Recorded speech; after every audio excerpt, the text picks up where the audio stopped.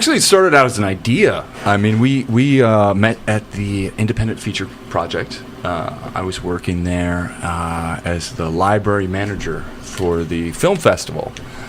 And Dan came in, and he was going to be my assistant for the day. And we had a lot of downtime. I mean, it was a library, so we were just, I was sitting there and a lot of people coming in. And then we started talking. And Dan and I started talking. And he said, "Hey, do you like comic books?" I said, "Yeah, I like comic books. I'm a big comic book fan. I grew up reading all these comics, X-Men and the Watchmen and the Dark Knight. These were my go-to comics." And then Dan comes in and he says, "Well, what I loved was the Legion of Superheroes."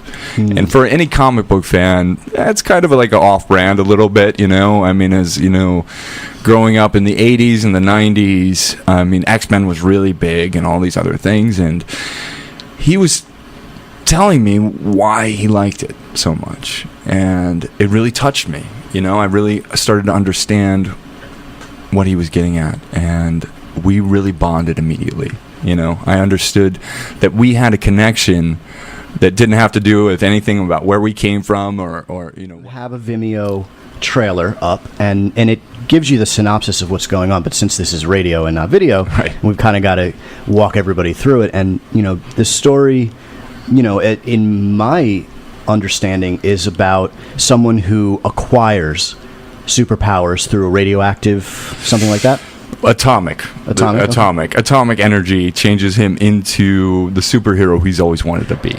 Right. Basically, what the story is that a lifelong comic book fan who's down on his luck comes across this formula, not unlike the super soldier serum, let's say, from Captain America, and it changes him overnight through a sheer accident. And he wakes up in a world where all the superheroes he's imagined, all the superheroes that he grew up with, are actually real, and they're looking to him to help them. So it's kind of a fantasy fulfillment, almost like a little Wizard of Oz kind of thing, like you're in this special world. Yeah. So when it got illustrated, did you go through several illustrators before you found the one who we're going to mention?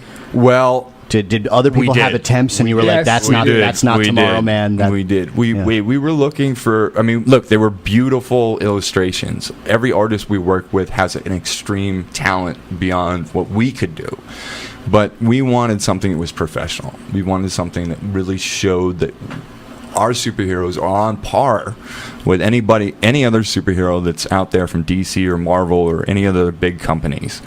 I mean, and in fact, your illustrator has worked on projects for all of those, right? Yes. Yeah. Do you want to mention some of those? I mean, it's in the trailer. It's not a secret. It is. Riley has worked on a lot of projects. I think his biggest thing right now everybody would notice is Deadpool. He did Deadpool Cable. Wow. And that's kind of be the focus of the new movie, I guess, is the Deadpool Cable relationship. So he created the character of Bob. If any of the comic fans are out there, he was one of the guys who was the illustrator on the Bob character, who was a Hydra agent that Deadpool always runs into. And he's worked on everything. I mean, I just saw he did a Supergirl illustration this morning, but he's done Lobo. He's done, oh my goodness. He's done everything. I mean, he really has done everything. He's done Spider-Man. He's just, he reminds me of that old school illustration from the 80s, almost like John Byrne. He's very clean.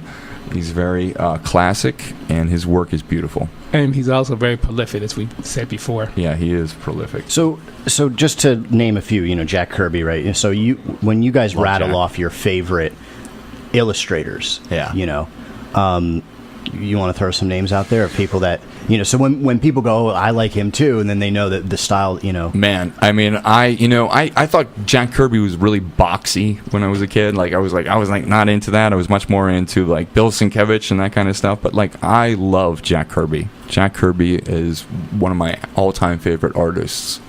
Comic books or not, I think he just understood the medium, and his work is so dynamic. I'm friends with this guy Rand Hope, who is head of the Jack Kirby Museum, and I think that's where Jack Kirby's work really belongs, is in a museum. Yeah, I mean.